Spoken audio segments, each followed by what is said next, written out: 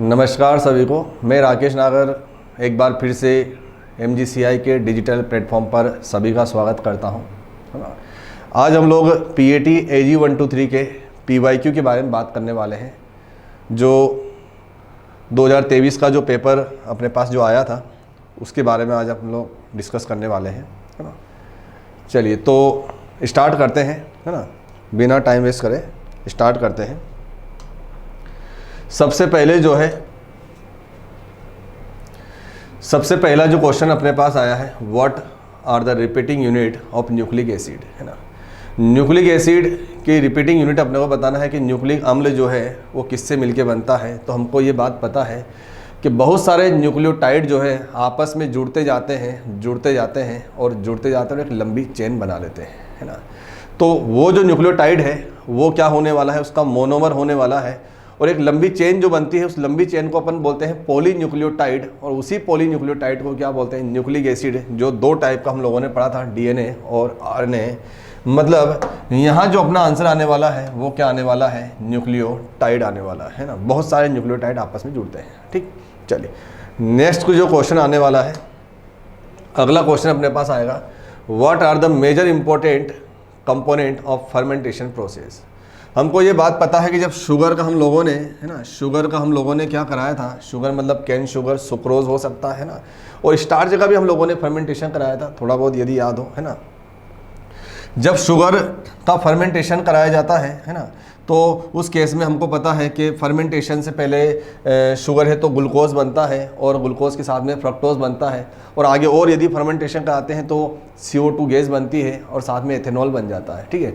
इस तरीके से हम लोगों ने देखा था। मतलब यहाँ क्या बनता है, ग्लूकोज बनता है, ग्लूकोज बनता है, फिर बोलो फ्रक्टोज बनता है और फ्रक्टोज के बाद जो है इनके फर्मेंटेशन से जाइमेज एंजाइम हम लोगों ने लगाया था और उसके बाद जो है CO2 गैस यहाँ पे बनी थी और साथ में एथेनॉल बना था, C2H5OH।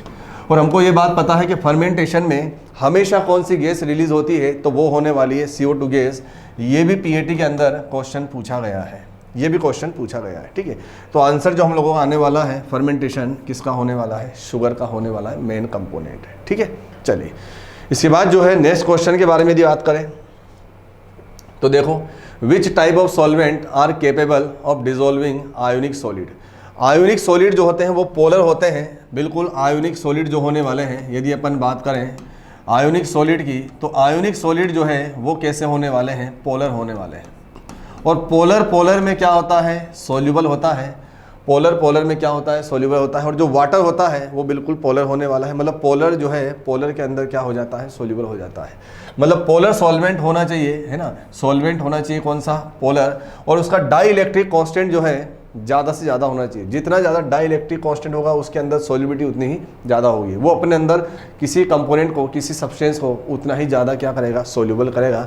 तो डाई इलेक्ट्रिक कॉन्स्टेंट भी कैसा होना चाहिए, ज़्यादा होना चाहिए। मतलब ये A और B कैसा होगा, करेक्ट होगा। मतलब यहाँ क्या होने वाला है, ध्यान देंगे, A और B। और A और B कहाँ कहाँ दिख रहा है, तो हमको पता है A और B यहाँ दिख रहा है। मतलब C आंसर अपना करेक्ट हो जाएगा, है ना। C आंसर क्या हो जाएगा, करेक्ट हो जाएगा, ठीक। चलिए नेक्स्ट क्वेश्चन के बारे में यदि अपन बात करें, अगला जो क्वेश्चन आने वाला है, formation of ionic bond takes place when, किस के बीच में बनता है। सीधा मतलब अपने को वैसे ही समझ में आ रहा है कि ज़्यादा इसको कॉम्प्लेक्स करने की जरूरत नहीं है। सीधा अपने को पता है कि आयोनिक बॉन्ड का जो फॉर्मेशन है वो मेटल नॉन मेटल के बीच में बनता है ना। मेटल केटाइन बनाता है, नॉन मेटल एनाइन बनाता है। केटाइन एनाइन के बीच में जो बॉन्ड बनता है उसी बॉन्ड को हम क्या बोलते हैं, आयोनिक बॉन्ड बोलते हैं। वही बॉन्ड क्या होने वाला है, आयोनिक बॉन्ड होने वाला है।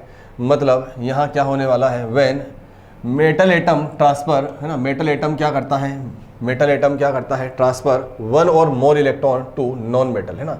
मतलब पहले मेटल आएगा और बाद में क्या आएगा, नॉन मेटल आएगा। तो ये सीक्वेंस भी हमको याद रखना है ना। तो पहले मेटल, बाद में नॉन मेटल, मतलब धातु और अधातु हो जाएगा, ठीक है। मतलब पहला ही आंसर अपना हो जाएगा, ठीक। चलिए नेक्स्ट क्वेश्चन के बारे में बात करें। बहुत सिंपल टाइप का पेपर आया था पिछले साल, है ना। कुछ 102 क्वेश्चन थोड़े कॉम्प्लिकेटेड टाइप के थे, है ना, थोड़ा अलग टाइप के क्वेश्चन पूछे थे। लेकिन खूब से मतलब 20 क्वेश्चन 21 क्वेश्चन ऐसे थे जो बहुत ही ज़्यादा सिंपल क्वेश्चन थे। मतलब अपने नोट्स में से ऐसे सीधे सीधे लाइन ऐसे कैसे उठ के आई है ना, बिल्कुल सिंपल टाइप के क्वेश्चन थे, ठीक। चलिए फिर आगे बात करते हैं the force which hold various constituent, atom ions को होल्ड करके रखता है together in different chemical species known as chemical bonds are attractive, है ना। मतलब कोई एटम को यदि कोई होल्ड करके रखता है, एटम एटम के बीच में जब तक अट्रैक्शन नहीं होगा तब तक जो है बॉन्ड नहीं बनेगा। मतलब जैसे मान लो ये हाइड्रोजन हाइड्रोजन है, यदि इनके बीच में अट्रैक्टिव फोर्स नहीं लगेगा तो ये बॉन्ड नहीं बन पाएगा। मतलब केमिकल बॉन्ड बनाने के लिए अट्रैक्टिव फोर्स का होना बहुत ज़रूरी है। आंसर क्या हो जाएगा? सी हो जाएगा। ठीक है, आंसर क्या हो जाएगा? सी हो जाएगा। बहुत सिंपल टाइप का क्वेश्चन। ठीक है, नेक्स्ट क्वेश्चन की ओर यदि अपन चले, अगला जो क्वेश्चन मेरे पास आने वाला है वो है which unstable compound is formed in the first step of the hydrolysis of urea using urease and how much ammonia is produced after complete hydrolysis, है ना। ध्यान से देखो, है ना। सबसे पहले जो है यदि अपन यूरिया का क्या कराते हैं? हाइड्रोलाइसिस कराते हैं, है ना। तो मुझे पता है कि C डबल बॉन्ड O और ये बोलो NH2 होने वाला है और ये बोलो एक बार फिर से NH2 होने वाला है। ठीक है, यदि मैं हाइड्रोलाइसिस कराता हूँ तो पहले मैंने एक वाटर की रिएक्शन कराई है तो अमोनिया गैस बाहर होती है और यहाँ बोलो C डबल बॉन्ड O और ये बोलो OH हो जाएगा और ये बोलो NH2 हो जाएगा। ठीक है, और अमोनिया गैस यहाँ से बाहर निकल गई, एक मोल या एक मॉलिक्यूल बाहर निकल गया। एक बार फिर से वाटर के साथ रिएक्शन होगी क्योंकि कंप्लीट हाइड्रोलाइसिस कराना है तो कितने अमोनिया बाहर जाएंगे। तो कंप्लीट हाइड्रोलाइसिस का मतलब ये है कि ये H होगा एक बार फिर से और ये OH एक बार फिर से अमोनिया गैस बाहर जाएगी और यहाँ बोलो C डबल बॉन्ड O होने वाला है और यहाँ बोलो ये क्या होने वाला है? ये क्या होने वाला है? बोलो यहाँ OH और यहाँ भी क्या आएगा? OH आएगा, है ना। और एक बार फिर से अमोनिया यहाँ बनने वाला है। अब क्वेश्चन के अंदर क्या बोला गया है कि यूरिया के हाइड्रोलाइसिस के पहले चरण का मतलब ये है कि ये पहला चरण होगा ना, ये फर्स्ट स्टेप होने वाली है, ये फर्स्ट स्टेप होने वाली है और ये बोलो सेकंड स्टेप होने वाली है। इसको अपन बोलेंगे सेकंड स्टेप। तो पहले स्टेप में जो कंपाउंड, ये सेकंड स्टेप होने वाली है। तो पहले स्टेप में जो कंपाउंड बन रहा है इस कंपाउंड का नाम होने वाला है कार्बामिक एसिड, है ना। इसको अपन बोलते हैं कार्बामिक एसिड बोलते हैं। इसका नाम क्या होने वाला है? कार्बामिक एसिड होने वाला है। मतलब कौन सा कंपाउंड जो है फर्स्ट चरण में मतलब पहले स्टेप में बनने वाला है तो वो है कार्बामिक एसिड। और कितना मोल जो है या कितने मॉलिक्यूल जो है अमोनिया के बाहर गए हैं तो हम बोलेंगे 2 गए हैं। तो बोलो आंसर क्या हो जाएगा? सी हो जाएगा, है ना। बहुत सिंपल टाइप का क्वेश्चन था। ठीक है, चलिए नेक्स्ट बात करते हैं। अगला जो क्वेश्चन आने वाला है, ऑयल और फैट जो है बेड कंडक्टर होते हैं, बिल्कुल सही बात है। और हीट और इलेक्ट्रिसिटी दोनों के बेड कंडक्टर होते हैं, है ना। हीट के भी बेड कंडक्टर होते हैं और इलेक्ट्रिसिटी के भी बेड कंडक्टर होने वाले हैं। बिल्कुल याद करने वाला क्वेश्चन है, ऐसे कैसे नोट्स में से उठ के आया है, अपने पास ऐसे कैसे लिखा हुआ था। ठीक है, बिल्कुल bad conductor heat and electricity दोनों के क्या होते हैं? बेड कंडक्टर होते हैं। ठीक है, चलिए नेक्स्ट बात करते हैं। और फिर फिल इन द ब्लैंक दिया है, मतलब अपने को खाली स्थान दिया है। Distance between the nuclei of two bonded atom होने वाला है ना। मतलब बिल्कुल ये इक्विलिब्रियम होने वाला है ना। ये बिल्कुल क्या होगा? इक्विलिब्रियम। डिस्टेंस बिल्कुल इक्विलिब्रियम पे होती है, ना तो इलेक्ट्रॉन इधर जाता है ना ही इलेक्ट्रॉन इधर जाता है, बिल्कुल बैलेंस बने हुए रहते हैं, है ना। दोनों तरफ का फोर्स एकदम इक्वल होने वाला है तो बिल्कुल इक्विलिब्रियम होगा। और बिल्कुल ये 2 बॉन्डेड एटम होने वाला है तो आंसर जो आने वाला है वो क्या आएगा? सी आंसर आएगा, है ना। संतुलन बनाए रखते हैं दोनों एटम और फिर बॉन्ड बनाते हैं। ठीक है, बिल्कुल आंसर क्या आने वाला है? सी आंसर आने वाला है। ठीक है, चलिए बात करते हैं नेक्स्ट क्वेश्चन की, है ना। ये क्वेश्चन नंबर वही है जो पेपर के अंदर जो हमको क्वेश्चन नंबर थे, है ना, वही क्वेश्चन नंबर चल रहे हैं, बिल्कुल ध्यान रखना है ना। जिसमें PCM भी पूरा मिक्स आया था, जिसमें अपन आज केमिस्ट्री के बारे में बात कर रहे हैं। ठीक है, चलिए choose correct statement regarding electrovalency in electrovalent bond, है ना। इलेक्ट्रोवैलेंट बॉन्ड मतलब आयोनिक बॉन्ड के बारे में बात की जा रही है। और आयोनिक बॉन्ड कब बनता है? जब इलेक्ट्रॉन डोनेट किया जाता है और इलेक्ट्रॉन गेन किया जाता है। मेटल इलेक्ट्रॉन डोनेट करेगा, है ना, और नॉन मेटल इलेक्ट्रॉन क्या करेगा? एक्सेप्ट करेगा। तो केटाइन एनाइन बनेगा और बिल्कुल बॉन्ड बनने वाला है ना। तो बोलो यहाँ पे जल्दी से बता दो कि नंबर ऑफ इलेक्ट्रॉन्स गेन होने वाले हैं, उसके बाद नंबर ऑफ इलेक्ट्रॉन क्या होने वाले हैं? लॉस्ट होने वाले हैं। ए बी दोनों होने वाले हैं तो ए बी देख लो ध्यान से। ए बी मतलब बोलो डी ऑप्शन है। शेयरिंग वाला तो कोई केस है ही नहीं, शेयरिंग वाले में तो कोवलेंट बॉन्ड बनता है। यहाँ तो अपन इलेक्ट्रोवैलेंट मतलब आयोनिक बॉन्ड के बारे में बात करें ना, तो बोथ ए एंड बी हो जाएंगे। ठीक है, चलिए फिर बात करते हैं नेक्स्ट क्वेश्चन की। अगला जो क्वेश्चन आता है, which of the following is multi nutrient fertiliser, है ना।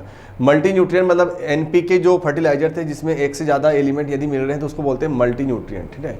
तो बोलो इसके अंदर मोनो अमोनियम फॉस्फेट और अमोनियम फॉस्फेट बोला है तो इसके अंदर नाइट्रोजन भी मिलेगा और फॉस्फोरस भी मिलेगा, है ना, दोनों ही मिलने वाले हैं, अमोनियम भी मिलेगा और फॉस्फेट भी मिलेगा। तो आंसर क्या हो जाएगा? सी, ये मल्टी न्यूट्रिएंट होने वाला है, ठीक है। सुपर फॉस्फेट में केवल फॉस्फोरस, है ना, इसमें म्यूरेट ऑफ पोटाश में केवल पोटेशियम मिलने वाला है ना, अमोनिया में केवल नाइट्रोजन मिलने वाला है। तो इसमें जो है नाइट्रोजन भी मिलता है, फॉस्फोरस मिलता है, मल्टी न्यूट्रिएंट फर्टिलाइजर हो जाएगा, ठीक है। चलिए फिर नेक्स्ट क्वेश्चन के बारे में यदि अपन बात करें, अगला जो क्वेश्चन अपने पास आने वाला है, क्वेश्चन को देखेंगे। HCl बॉन्ड बोला है ना, HCl बॉन्ड बोला है और C2HCl बोला है, तो C ट्रिपल बॉन्ड C और ये H और ये बोलो Cl हो जाएगा। बोलो सिंगल कोवलेंट बॉन्ड। अब थोड़ा क्वेश्चन ऐसे ही कॉम्प्लिकेटेड है, अलग टाइप का क्वेश्चन पूछा हुआ था, है ना, थोड़ा कॉमन सेंस लगा के अपने को सोल्व करना था। कोऑर्डिनेट बॉन्ड तो बिल्कुल होगा नहीं, है ना, मतलब HCl के अंदर कोई कोऑर्डिनेट बॉन्ड नहीं है, बिल्कुल ये वाला ऑप्शन गलत हो जाएगा, है ना। कुछ क्वेश्चन अपने को ऐसे भी बनाने पड़ेंगे, ठीक है। कोऑर्डिनेट बॉन्ड बोलो, ये भी खत्म हो जाएगा, है ना। अब बताओ इलेक्ट्रोवेलेंट बॉन्ड, क्या इलेक्ट्रोवेलेंट बॉन्ड किसी के अंदर है क्या? नॉन मेटल के बीच में बना हुआ बॉन्ड, यार ये फिर से खत्म हो गया, मतलब आंसर सीधा अपना बी आ जाएगा, है ना, मतलब ज़्यादा दिमाग लगाने की जरूरत नहीं थी, है ना, ऐसे अपना आंसर आ रहा था, ठीक है। सिंगल कोवलेंट बॉन्ड होता है, बोलो ये सिंगल कोवलेंट बॉन्ड, है ना। और डबल कोवलेंट बॉन्ड, बिल्कुल इसके अंदर डबल कार्बन कार्बन बीच में डबल कोवलेंट बॉन्ड भी है, आंसर क्या हो जाएगा? बी हो जाएगा। बहुत सिंपल टाइप का क्वेश्चन है, ठीक है। यदि अपने को कन्फ्यूजन भी होता है, बोले यहाँ तो ट्रिपल बॉन्ड है, तो फिर अपने पास ऐसा कोई ऑप्शन भी नहीं है ना, मतलब थोड़ा सा अपने को कॉमन सेंस लगा के क्वेश्चन को सोल्व करना था, ठीक है। चलिए नेक्स्ट बात करते हैं। अगला जो क्वेश्चन आया है, foliar fertiliser are directly applied है। अच्छा, फोलियर फर्टिलाइजर यूरिया को बोलते हैं और ये जो है प्लांट की जो लीव्स होती है, पौधों की जो पत्तियां होती है, डायरेक्ट वहाँ पे अप्लाई किया जाता है। सीधा याद करने वाला क्वेश्चन है ना, बिल्कुल सिंपल टाइप का क्वेश्चन है ना, बिल्कुल इनको पत्तियों पे ही अप्लाई किया जाता है, ठीक है। चलिए नेक्स्ट बात करते हैं। अगला जो क्वेश्चन आया है, 2 element A and B have electronic configuration, है ना, बिल्कुल A का जो इलेक्ट्रॉनिक कॉन्फ़िगरेशन है वो क्या है? 2 और बोलो 1, और B का जो इलेक्ट्रॉनिक कॉन्फ़िगरेशन है वो क्या है? बोलो 2 और बोलो 7। इसको ऑक्टेट कंप्लीट करने के लिए एक इलेक्ट्रॉन की जरूरत है, तो ये इलेक्ट्रॉन इसको डोनेट करेगा और ये अपना डुप्लेट कंप्लीट करेगा, ये अपना ऑक्टेट कंप्लीट करेगा, ये हो जाएगा A+ और ये हो जाएगा B-। केटाइन एनायन के बीच में जो बॉन्ड बनता है वो कौन सा बॉन्ड बनता है? आयोनिक बॉन्ड बनता है, जिसको इलेक्ट्रोवेलेंट बॉन्ड भी बोला जाता है। आंसर क्या हो जाएगा? ए हो जाएगा। आंसर क्या हो जाएगा? ए हो जाएगा। बहुत सिंपल टाइप का क्वेश्चन, ठीक है। चलिए फिर बात करते हैं, अगला जो क्वेश्चन अपने पास आने वाला है, what is another name of urea, है ना। यूरिया का दूसरा नाम क्या होने वाला है? कार्बामाइड, है ना। कार्बामाइड बिल्कुल इसका आंसर होने वाला है, और इसका रीज़न ये है कि ये क्या होने वाला है, कार्बामाइड जो है ये क्या होने वाला है, देखेंगे ध्यान से, है ना। ये जो कार्बोनिक एसिड होता है उसका एमाइड होता है। कार्बोनिक एसिड मतलब H2CO3, ये देखो OH, ये देखो OH, यहाँ से OH हटा के अपन क्या लगाते हैं? NH2 लगाते हैं, ये हो गया कार्बामाइड, ठीक है। यूरिया को अपन क्या बोलते हैं? कार्बामाइड, है ना। कार्बोनिक एसिड का एमाइड होता है, इसलिए अपन ने इसको क्या बोला है? कार्बामाइड बोला है। नोट्स के अंदर ऐसे कैसे ही स्टार्टिंग के जो इंट्रोडक्शन अपन यूरिया का लिखते हैं वहीं पे ये लिखा हुआ है ना, ऐसे कैसे, ठीक है। चलिए नेक्स्ट बात करते हैं, muscular weakness is associated with deficiency of. बिल्कुल सिंपल टाइप का क्वेश्चन है, नोट्स के अंदर ऐसे ही लिखा हुआ है, विटामिन ई की कमी से जो है ये बिल्कुल होने वाला है। और इससे अपन ने और भी डिसीज लिखी थी, स्टेरिलिटी, इनफर्टिलिटी, इसको ब्यूटी विटामिन भी हम लोगों ने बोला था, है ना। तो सीधा सीधा ये अपनी जो ट्रिक लिखी थी हम लोगों ने, ट्रिक में से ही क्वेश्चन आ गया, मस्कुलर वीकनेस, है ना। और फ्रेजिलिटी ऑफ आरबीसी भी इसी के अंदर होने वाला था, है ना। हम लोगों ने ऐसे कैसे लिखा हुआ है, बिल्कुल आंसर क्या आ जाएगा? ए हो जाएगा, विटामिन ई, ठीक है। नेक्स्ट क्वेश्चन के बारे में यदि अपन बात करें, अगला क्वेश्चन देखो देखें, है ना। Which enzymatic reactions are highly relevant to the efficiency of nitrogen based fertiliser. बिल्कुल इसका आंसर जो है क्या होने वाला है? यूरिया और अमोनिया ऑक्सीडेशन होने वाला है। यूरिया और अमोनिया ऑक्सीकरण से ही ये होने वाला है, यही एंजाइमेटिक रिएक्शन होती है ना। बिल्कुल ये याद करने वाला ही क्वेश्चन है ना, इसमें ज़्यादा कुछ कंसेप्ट तो कुछ है नहीं, है ना। सीधा याद करने वाला क्वेश्चन है, यूरिया और अमोनिया ऑक्सीडेशन, ठीक है। चलिए नेक्स्ट बात करते हैं, amino acid is basic in nature, है ना। मतलब 3 टाइप के अमीनो एसिड हम लोगों ने देखे थे, एसिडिक, बेसिक और न्यूट्रल देखे थे। तो बेसिक अमीनो एसिड किसको बोला था? जिसमें NH2 ग्रुप ज़्यादा होते हैं ना, अमीनो ग्रुप जो है वो ज़्यादा होंगे और COOH ग्रुप कैसे होंगे, कम होंगे। तो उसको हमने बेसिक बोला था, यदि ये ज़्यादा हो जाएंगे तो एसिड हो जाएगा, दोनों बराबर है तो न्यूट्रल हो जाएगा। ठीक है, तो देखो ध्यान से, number of amino group more than number of carboxyl group, बिल्कुल आंसर क्या हो जाएगा, डी हो जाएगा, है ना। बिल्कुल basic amino acid, simple type का क्वेश्चन है, नोट्स के अंदर ऐसा कैसे लिखा हुआ है। ठीक है, चलिए नेक्स्ट बात करते हैं। अगला जो क्वेश्चन मेरे पास आता है, which of the following acid does not form anhydride. बिल्कुल फॉर्मिक एसिड जो है एनहाइड्राइड नहीं बनाता है, क्योंकि फॉर्मिक एसिड का जब एनहाइड्राइड बनाने जाएंगे P2O5 की प्रेजेंस में, तो ये क्या होता है, डिहाइड्रेटिंग एजेंट होता है, डिहाइड्रेटिंग, क्योंकि इसके अंदर कोई अल्फा हाइड्रोजन नहीं होता है, डिहाइड्रेटिंग एजेंट होता है, जिससे यहाँ से ये वाटर को बाहर कर देता है, जिससे यहाँ वाटर बनता है और साथ में CO2 गैस बाहर हो जाती है। ठीक है, मतलब इसका जो है कोई एनहाइड्राइड नहीं बनता है, डायरेक्ट एनहाइड्राइड अपन नहीं बना सकते हैं। ठीक है, चलिए तो बिल्कुल आंसर क्या होने वाला है, फॉर्मिक एसिड होने वाला है। ठीक है, चलिए नेक्स्ट बात करते हैं। अगला जो क्वेश्चन मेरे पास आता है, which of the following are not part of electrovalent bond, है ना। किसके अंदर इलेक्ट्रोवैलेंट बॉन्ड मतलब आयोनिक बॉन्ड नहीं है, तो बताओ।